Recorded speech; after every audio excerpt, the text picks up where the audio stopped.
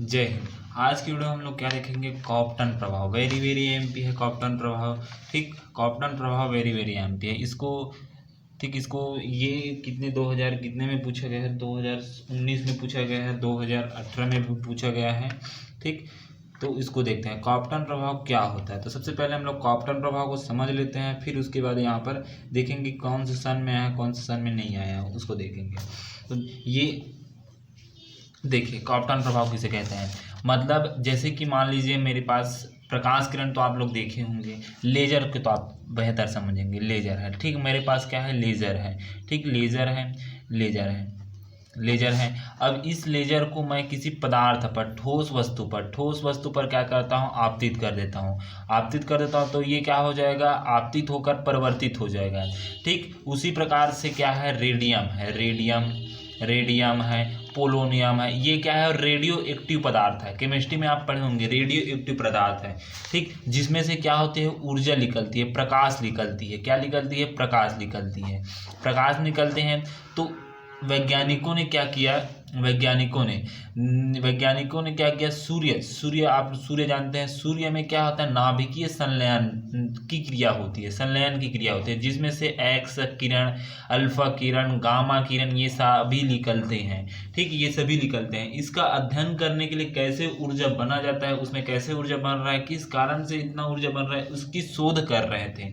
तो वैज्ञानिकों ने क्या किया, अपने अपने नियम पर क्या किए, मतलब अपने अपने खोज पर अपना अपना नियम दिए। तो सबसे पहले देखिए, जैसे कि मान लीजिए मेरे पास क्या है, रेडियम है। रेडियम एक एक्टिव पदार्थ है जहां पर ऊर्जा बहुत है, प्रकाश है। इस रेडियम में बहुत ऊर्जा है, जिसका क्या है, प्रकाश है। अब इस प्रकाश की किरण को, यहाँ से इस प्रकाश की किरण को किसी वस्तु पर गुजारा जाता है। मान लीजिए कोई वस्तु है, ठीक, इस वस्तु पर गुजारा जाता है। तो ये वस्तु गुजर कर क्या हो जाती है, ये गुजर कर अल्फा बीटा गामा किरण में, मतलब अल्फा बीटा गामा किरण में क्या होता है, परिवर्तित होती है। आपतित होकर परिवर्तित होती है। और परिवर्तित होकर जितना इसका तरंग दैर्घ्य है ना, तरंग दैर्घ्य है उतना ही, ठीक, उतना ही इन तीनों का तरंग दैर्घ्य होता है। ठीक, इन तीनों का तरंग दैर्घ्य होता है तरंग दैर्घ्य बराबर होता है। मतलब जो आने वाला किरण है आपतित किरण है, वो जाने वाला किरण परिवर्तित किरण के क्या होता है, तरंग दैर्घ्य के बराबर होती है। तो इस प्रभाव को क्या बोला जाता है, थॉमसन प्रभाव बोला जाता है। थॉमसन प्रकीर्णन बोला जाता है। मतलब जो आपतित किरण की तरंग दैर्घ्य परिवर्तित किरण की तरंग दैर्घ्य के बराबर होती है। ठीक, मतलब तरंग दैर्घ्य बराबर होती है, तो उसको क्या बोला जाता है, थॉमसन प्रभाव बोला जाता है। अब दूसरा वैज्ञानिक कौन है, हमारे भारत के रमन प्रभाव, इसको रमन प्रभाव बोला जाता है। रमन प्रभाव, ठीक, रमन प्रभाव को देखते हैं। ठीक, जैसे कि मान लीजिए यहाँ पर ऊर्जा कोई प्रकाश बिंदु है। ठीक, प्रकाश बिंदु है, जैसे कि रेडियम का प्रकाश है, या तो थोरियम का या पोलोनियम का, किसी का भी क्या हो जाएगा, प्रकाश हो जाएगा, प्रकाश किरण है। अब इसी किसी वस्तु के साथ गुजारा, ये इसने भी वस्तु के साथ गुजारा गया है। प्रकाश किरण में तरंग दैर्घ्य होता है, तरंग दैर्घ्य को हम लोग लैम्डा से प्रदर्शित करते हैं ना। ठीक, तो यहाँ से ये प्रकाश किरण इसमें गया, अब ये परिकर्णित हुआ, अल्फा किरण बनाया, बीटा किरण बनाया, गामा किरण बनाया, प्रकर्णित हुआ। तो ठीक, अल्फा बीटा गामा, तो क्या हुआ, इसका तरंग दैर्घ्य, आपतित प्रकाश का तरंग दैर्घ्य परिवर्तित प्रकाश के तरंग दैर्घ्य से थोड़ा सा क्या होता है, थोड़ा सा कम हो जाता है। परिगणित प्रकाश किरण का तरंग दैर्घ्य थोड़ा से कम हो जाता है। थोड़ा कम हो जाना क्या कहलाता है, अंतर आ जाना। ठीक, थोड़ा से कम हो जाना, तो इस प्रभाव को क्या बोला जाता है, रमन प्रभाव बोला जाता है। रमन प्रभाव बोला जाता है। ठीक, रमन प्रभाव, रमन परिकर्णन बोला जाता है। अब देखिए कॉप्टन प्रभाव क्या होता है, उसको समझते हैं, और इसी में हम लोग कॉप्टन प्रभाव को देखेंगे क्या होता है। तो देखिए कॉप्टन प्रभाव क्या होता है, ठीक, कॉप्टन प्रकार। फिर इसमें भी हम लोग क्या किए, एक ऊर्जा वाला कोई वस्तु लिए, ठीक, पदार्थ लिए, मतलब जैसे कि थोरियम है, पोलोनियम है, इसमें रेडियो एक्टिव पदार्थ है, जिसमें ऊर्जा निकलती रहती है, अल्फा बीटा गामा किरण निकलती रहती है। ठीक, तो यहाँ पर प्रकाश है, प्रकाश वाली कोई वस्तु रहे। अब यहाँ से प्रकाश निकला और यहाँ पर कोई ठोस वस्तु, जैसे कि द्रव, चाहे द्रव हो, गैस हो या ठोस हो, कोई भी वस्तु हो, जिसमें क्या होता है, प्रकाश का परिकर्णन हो जाए। अब यहाँ से ये प्रकाश यहाँ से ऐसे आया, इसमें गया, अब इसमें जाकर ये क्या अल्फा में परिकर्णित हुआ, बीटा में परिकर्णित हुआ, और क्या हुआ, गामा में परिकर्णित हुआ। ठीक, गामा में क्या हुआ, परिकर्णित हो गया। परिकर्णित होकर देखिए, परिकर्णित होकर इसके, ठीक, इसके यहाँ का तरंग दैर्घ्य, ठीक, तरंग दैर्घ्य, इसका तरंग दैर्घ्य, जो आपतित किरण का तरंग दैर्घ्य है वो परिवर्तित किरण की तरंग दैर्घ्य में क्या होता है, तरंग दैर्घ्य केवल उसके कोण, यहाँ पर देखिए इसका तरंग दैर्घ्य कम हो जाता है तो कॉप्टन प्रभाव हो जाता है, लेकिन जो परिवर्तित किरण है वो इस कोण, यहाँ पर कोण बन रहा है, मान लीजिए यहाँ पर अल्फा कोण है तो यहाँ पर थीटा बना देते हैं कोण, यहाँ पर क्या है, गामा कोण है तो यहाँ पर कुछ कोण बनेगा, इसको मान ले जाते हैं फाई कोण बना लेते हैं, तो ये फाई कोण पर निर्भर करता है, तो इस प्रभाव को क्या बोला जाता है, कॉप्टन प्रभाव बोला जाता है। ठीक, जो आपतित किरण है, आपतित किरण का तरंग दैर्घ्य परिवर्तित किरण के कोणों पर निर्भर करता है। ये किस पर निर्भर करता था, इसके तरंग दैर्घ्य के बराबर होता था। अब ये देखिए कॉप्टन प्रभाव क्या बोल रहा है, इसके कोण, जो कोण बन रहा है, यहाँ पर कोण बन रहा है, अल्फा और बीटा के बीच में कोण बन रहा है, बीटा और गामा के बीच में कोण बन रहा है, तो इस पर निर्भर करता है। तो इस प्रकार के प्रभाव को क्या बोला जाता है, कॉप्टन का परिकर्णन प्रभाव कहा जाता है। ठीक, कॉप्टन का परिकर्णन कहते हैं, और इसी प्रभाव को क्या बोला जाता है, कॉप्टन प्रभाव कहा जाता है। ठीक, तो उसी को हम लोग यहाँ पर लिखे, देखिए कॉप्टन प्रभाव, जब किसी पदार्थ पर एक्स किरण या अल्फा किरण कोई भी किरण कह सकते हैं, आपतित किया जाता है तो पदार्थ का परिकर्णन हो जाता है। तो परिकर्णन होता है, इन परिकर्णन में दो अवयव होते हैं, क्या क्या होते हैं, देखिए, पहला अपवर्तित किरण, जो आने वाला किरण है, यहाँ पर देखिए अपवर्तित किरण मतलब यहाँ से प्रकाश से यहाँ पर आने वाला किरण मतलब अपवर्तित किरण है। ठीक, अपवर्तित किरण जिनकी तरंग दैर्घ्य आपतित विकिरण के समान होती है तथा जो आपतित विकिरण की दिशा में व्यक्त हो जाती है, ये है। दूसरा देखिए परिवर्तित किरण देखिए, जिनकी तरंग दैर्घ्य आपतित विकिरण या तरंग परिकर्णन कोण पर निर्भर करती है, ना कि परिकर्णन पदार्थ की प्रकृति पर। ठीक, मतलब जो क्या कहता है, कोणों पर निर्भर करती है, आपतित विकिरण है वो कोणों पर क्या होता है, निर्भर करती है, ना कि उसके पदार्थ की प्रकृति पर। मतलब तरंग दैर्घ्य पर क्या होता है, तरंग दैर्घ्य जो दो वैज्ञानिक बताए, इसमें इसने बताया कि ये भी तरंग दैर्घ्य पर निर्भर करता है, ये भी तरंग दैर्घ्य पर निर्भर करता है, और जो तीसरा वैज्ञानिक आया वो कोण पर निर्भर करता है करके बताया। ठीक, तो इस प्रभाव को क्या बोलता है, तरंग दैर्घ्य में अंतर को कॉप्टन प्रभाव कहते हैं। इस प्रभाव को ही कॉप्टन प्रभाव बोला जाता है। ठीक, यहाँ तक। अब उसके बाद देखते हैं हम लोग, यहाँ तक तो आपको समझ आ गया होगा। अब देखेंगे कॉप्टन प्रभाव क्या होता है, इसका व्यंजक देखेंगे। ठीक, तो व्यंजक देखेंगे, देखिए थोड़ी, देखिए इसी को हम लोग क्या करेंगे, इसका व्यंजक का निर्माण करेंगे। यहाँ पर देखिए व्यंजक का इसी में हम लोग निर्माण करेंगे। तो देखिए आप लोग 11th 12th में आप लोग पढ़े होंगे प्रकाश के बारे में पढ़े होंगे। तो प्रकाश क्या आता है, प्रकाश हाइजेनबर्ग का सिद्धांत एच म्यू करके आप लोग पढ़े होंगे। प्रकाश एक सशत रूप में ना आकर के आता है, छोटे छोटे बंडलों के रूप में आता है कि नहीं आता है। तो इसी बोला जाता है हाइजेनबर्ग का अनिश्चितता का सिद्धांत बोला जाता है। E = क्या आता है, एच म्यू होता है। ठीक, जिसमें क्या आता है, जो प्रकाश है, ये प्रकाश है, सूर्य से जो प्रकाश आता है वो सशत रूप में ना आकर के आता है, छोटे छोटे बंडलों के रूप में क्या आता है, हमारे पास आता है। ठीक, इसे क्या कहता है, हाइजेनबर्ग का सिद्धांत कहा जाता है, जिसे एच म्यू कहा है। ठीक, तो यही क्रिया क्या करता है, यही सिद्धांत इस पर कार्य करता है। ठीक, इसी सिद्धांत को हम लोग यहाँ पर देखेंगे। तो देखिए यहाँ पर देखिए कॉप्टन प्रभाव की व्याख्या तरंग सिद्धांत द्वारा नहीं की जा सकती। तरंग है वो सशत रूप में आता है, सशत, और प्रकाश क्या आता है, छोटे छोटे मंडलों के रूप में आता है। ये हमें पता रहना चाहिए। ठीक, इस घटना की व्याख्या कॉप्टन ने क्वांटम सिद्धांत पर की, जिसके अनुसार प्रकाश का या विकिरण का उत्सर्जन या अवशोषण छोटे छोटे बंडलों के रूप में, मतलब जो प्रकाश है वो छोटे छोटे बंडलों के रूप में होता है या पैकेटों के रूप में होता है, जिन्हें फोटॉन कहते हैं। यदि आपतित विकिरण की आवृत्ति, आपतित विकिरण की तरंग दैर्घ्य, ठीक, आपतित विकिरण की आवृत्ति, आपतित विकिरण की तरंग दैर्घ्य, ठीक, तरंग दैर्घ्य, तो फोटोन की ऊर्जा h लैम्डा या h c डेस बटे में लैम्डा होगा तथा संवेग h लैम्डा बटे में c या h डेस लैम्डा बटे में होता है, जहां h प्लांक नियतांक है तथा c क्या है, विकिरण की चाल है, c चाल है। हमें पता है सिद्धांत में क्या आता है, E इज इक्वल टू क्या आता है, एच म्यू होता है, और म्यू बराबर क्या आता है, म्यू बराबर क्या आता है, म्यू बराबर क्या आता है, लैम्डा बटे में सी होता है। तो म्यू का मान रखेंगे एच लैम्डा बटे में सी, इसी सूत्र को हम लोग यहाँ पर लिखे हैं एच लैम्डा बटे में सी करके। ठीक, अब देखिए यहाँ तक तो आपको समझ आएगा। अब इसके आगे देखते हैं, आगे देखिए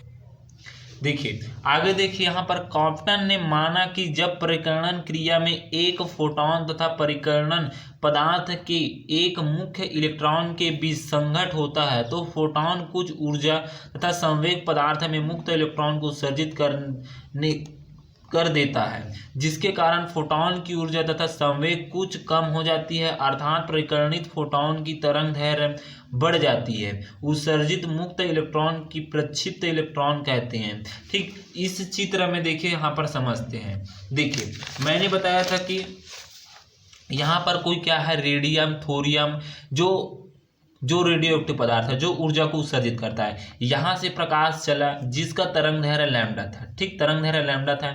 यहाँ पर जाकर यहाँ पर एक पदार्थ रखा है। क्या पदार्थ है, परिकर्णित पदार्थ है, जो दो भागों में बांट रहा है। एक परिकर्णित हो रहा है, ठीक, परिकर्णित तरंग कैसा रहता है, तरंग दैर्घ्य कुछ इस प्रकार से, ऐसे ऊपर नीचे ऊपर नीचे ऊपर नीचे इस प्रकार से ऐसे जाता है। ठीक, तो ये परिकर्णित हुआ और ये क्या हुआ, प्रक्षिप्त इलेक्ट्रॉन हुआ, मतलब ये टकराया तो यहाँ से कुछ इलेक्ट्रॉन क्या हुआ, कुछ इलेक्ट्रॉन का क्या हुआ, घटित हो गया, मतलब क्षणिक हो गया। जो पदार्थ है ऊर्जा वहां से इलेक्ट्रॉन, इस पदार्थ में कुछ क्या है, इलेक्ट्रॉन है। इलेक्ट्रॉन से ही बनता है ना, इलेक्ट्रॉन प्रोटॉन न्यूट्रॉन से ही पदार्थ बनता है। ठीक, तो यहाँ से क्या है, यहाँ से इस पदार्थ से क्या हुआ, इलेक्ट्रॉन का उत्सर्जन हो गया, जो प्रक्षिप्त इलेक्ट्रॉन इस प्रकार से यहाँ पर चला गया है। इसी को यहाँ पर बोला प्रक्षिप्त इलेक्ट्रॉन बोला जाता है, जब ये पदार्थ पर ये प्रकाश किरण पड़ती है तो। और ये इस पदार्थ से ये ऊर्जा क्या है, इस तरफ से जाकर परिकर्णित हो रहे हैं, और जहां पर यहाँ पर कोण बन रहा है थीटा, और यहाँ पर क्या बन रहा है, फाई कोण।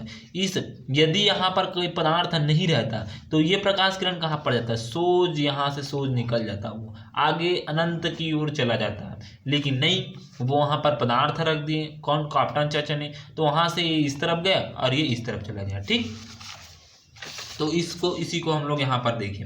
अब देखिए यहाँ पर साइन और कॉस क्यों लिए हैं उसको भी समझ आते हैं।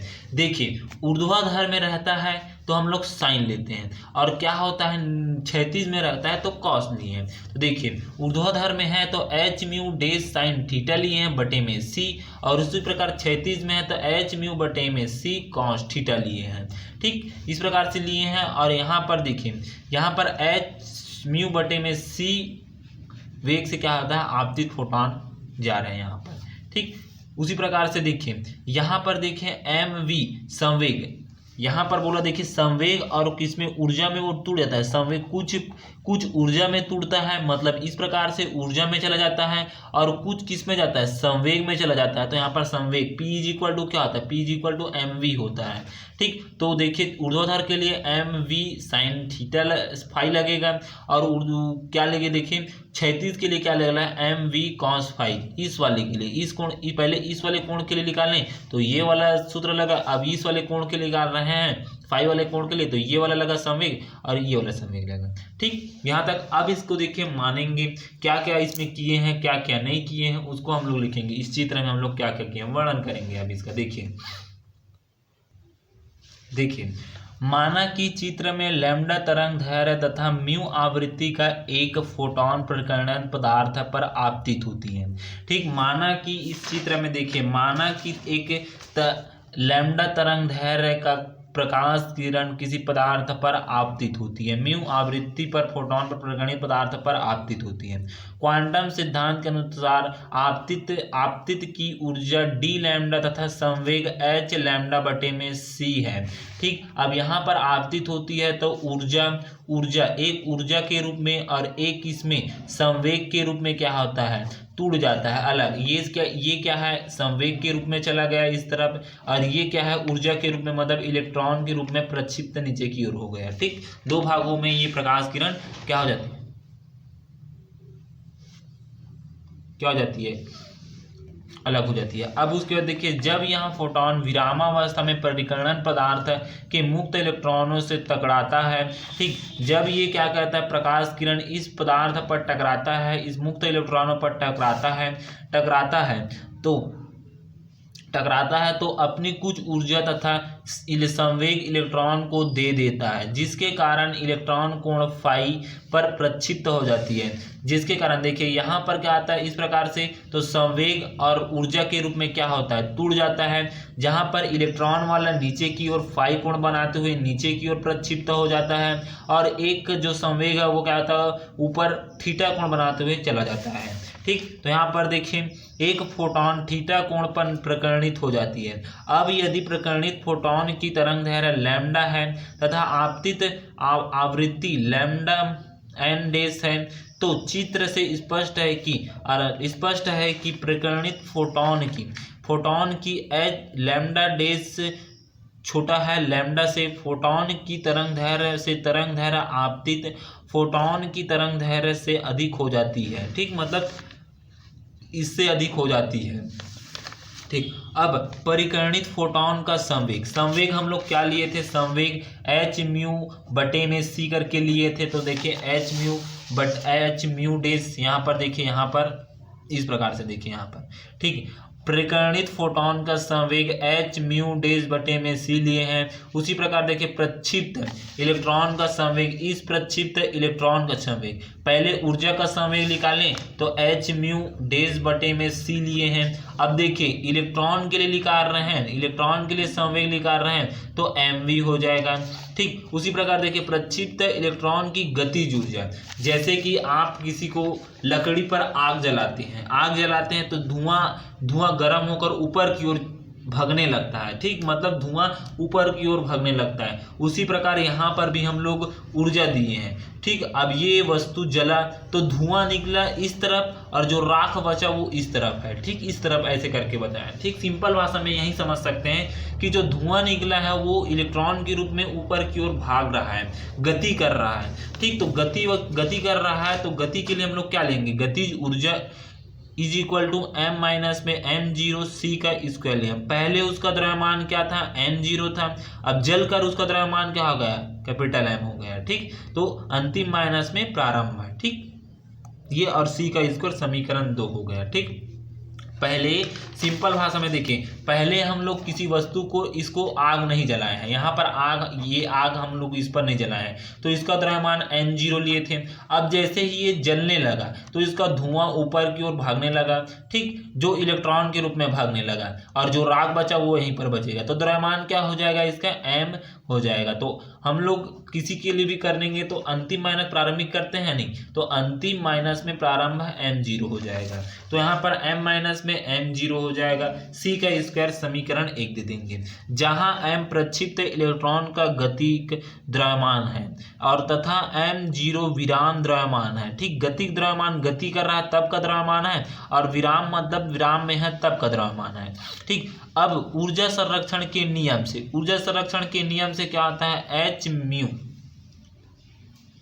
ऊर्जा संरक्षण का नियम क्या कहता है, ऊर्जा को न तो नष्ट किया जा सकता है और ना ही क्या किया जाता है, उसको ना ही नष्ट किया जा सकता है, ना ही उसको खत्म किया जा सकता है, मतलब उसको एक जगह से दूसरी जगह हम लोग रूपांतरण किया सकते हैं। तो देखिए इसका सूत्र क्या लगेगा, एच म्यू माइनस में एच म्यू डेस लगेगा, इज इक्वल टू देखिए m माइनस में m0 और c का स्क्वायर हो जाएगा। ठीक, c का स्क्वायर हो जाएगा। ये क्या है, ऊर्जा संरक्षण के नियम के अनुसार हुआ है। ठीक, अब उसके देखिए आपतित फोटॉन की दिशा में संवेग संरक्षण के नियम से, अब देखिए यहाँ पर ऊर्जा संरक्षण का नियम लगाएं तो इस प्रकार से ये समीकरण 2 प्राप्त होगा।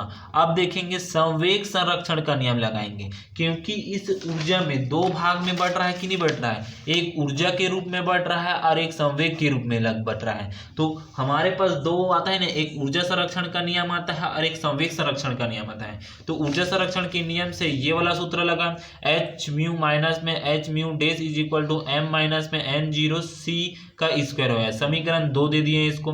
अब देखिए संवेग संरक्षण के नियम, यहाँ तक तो आपको समझ आ गया होगा। अब इसके देखिए आगे बढ़ते हैं, देखिए आगे क्या होता है। देखिए अब आपतित फोटोन की दिशा में संवेग संरक्षण के नियम से, संवेग संरक्षण के नियम से देखिए क्या हो जाएगा यहाँ पर। देखिए हम लोग क्या लिए थे, संवेग संरक्षण, संवेग किस तरफ जा रहा है, इस तरफ जा रहा है करके मैं बोला था कि नहीं, और ऊर्जा इस तरफ जा रहा था, तो इस तरफ के लिए क्या लिए थे हम लोग, साइन लिए थे ऊर्ध्वाधर के लिए।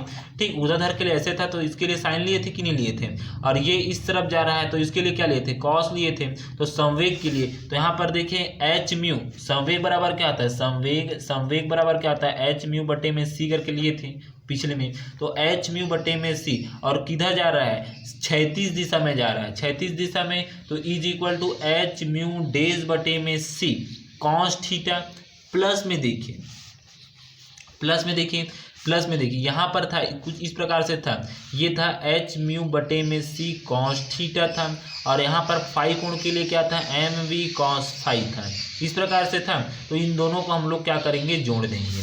तो देखिए एच म्यू डेज बटे में सी कॉस थीटा प्लस में एम वी कॉस फाई हो गया, समीकरण इसको 3 दे देंगे।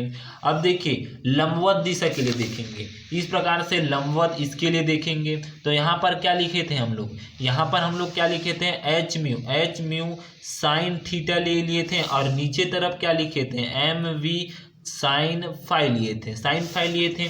तो देखिए ये क्या था, प्लस धनात्मक दिशा में, ऐसे कुछ इस प्रकार से रहता है तो इसको धनात्मक लेते हैं। ठीक, इसको क्या कहते हैं, इस वाले पद को ऋणात्मक लेते हैं, यहाँ पर भी ऋणात्मक लगता है नीचे की तरफ, इसके लिए यहाँ पर ये ऊपर प्लस हो जाएगा, तो इसके लिए क्या हो जाएगा, माइनस हो जाएगा, तो यहाँ पर माइनस लगेगा, इसी कारण याद रखना यहाँ पर माइनस लगेगा। देखिए यहाँ पर क्या है, ऊर्जा क्यों नहीं लग रहा है, 0 क्यों लग रहा है, क्योंकि यहाँ पर जब ये क्षैतिज दिशा में गया तो एच म्यू करके गया था, लेकिन ये ऊर्ध्वाधर में ऐसे ऊपर नीचे जा रहा है तो लंबवत है, तो लंबवत के लिए क्या लगता है, 0 लगता है, हमेशा याद रखना लंबवत के लिए 0 रहता है।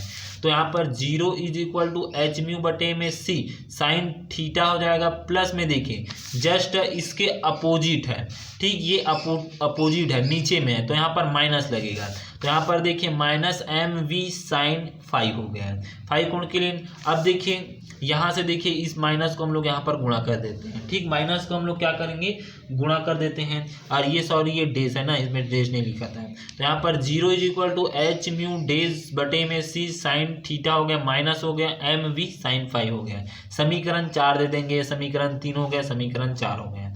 अब देखिए समीकरण 4 से इसको 0 की तरफ भेज देंगे, तो यहाँ पर देखिए एम वी इसको उठाकर 0 की तरफ भेज देंगे, तो माइनस है प्लस हो जाएगा, तो M V sine five is equal to H mu dash बटे में सी साइन थीटा हो गया, समीकरण 5 दे देंगे। अब समीकरण 3 को देखिए, समीकरण 3 ये हमारे पास है, समीकरण 3 देखिए, समीकरण 3 में देखिए हम लोग इसको उठाकर देखिए ये भी सेम है और ये भी सेम है, दोनों सेम दिख रहा है, तो सेम वाले को सेम की तरफ हम लोग भेज देंगे, तो इसको उठाकर भेजेंगे तो माइनस चला जाएगा, तो M V cos five is equal to H mu बटे में सी माइनस में एच म्यू डेज बटे में सी कॉस थीटा हो गया, समीकरण 6 दे देंगे इसको, ठीक। अब देखिए समीकरण 5 और समीकरण 6 के दोनों पक्षों को वर्ग करके जोड़ने पर कुछ इस प्रकार से अगर समीकरण होता है तो इसको हम लोग क्या करते हैं, वर्ग करके जोड़ देंगे, क्योंकि इसमें भी देखिए साइन दिख रहा है, इसमें भी साइन दिख रहा है, और साइन दिख रहा है तो हमारा एक सूत्र क्या आता है, साइन स्क्वायर थीटा प्लस में cos square theta is equal to क्या आता है, 1 होता है नहीं,